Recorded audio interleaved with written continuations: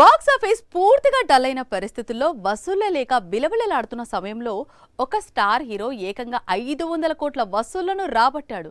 పైగా అదేదో టాలీవుడ్ లాంటి బిగ్ ఇండస్ట్రీ నుంచి అనుకుంటే మీరు పొరబడినట్లే. కాదు, మాలీవుడ్ అనే చిన్న ఇండస్ట్రీ నుంచి మోహన్ లాల్ ఇప్పటికే 500 కోట్ల వసూళ్లను దాటాడు. ఇండియన్ సినిమా ఇండస్ట్రీలో తనకంటూ ఒక చరిత్ర లిఖించాడు. లాస్ట్ ఇయర్ వరకు మోహన్ లాల్ ఫామ్ కోల్పోయి చాలా ఇబ్బంది పడ్డాడు. ఇక లాల్ పనైపోయింది అన్నారు అంతా.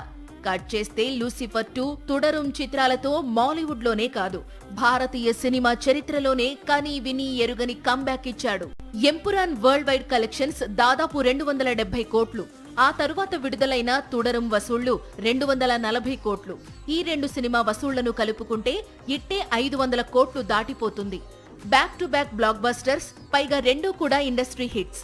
ఇలాంటి రికార్డ్ మోహన్ లాల్ కు మాత్రమే సొంతమంటున్నారు అతని అభిమానులు. ప్రస్తుతం లాల్ టాలీవుడ్ ఫిలిం కన్నప్పలోనూ, అలాగే మలయాళంలో హృదయపూర్వం, వృషభ, మరో చిత్రాలు లైన్లో ఉన్నాయి. వీటి తర్వాత దృశ్యం 3, ఎంపురాన్ 3 లాంటి క్రేజీ ప్రాజెక్ట్స్ మోహన్ లాల్ చేయాల్సి ఉంది.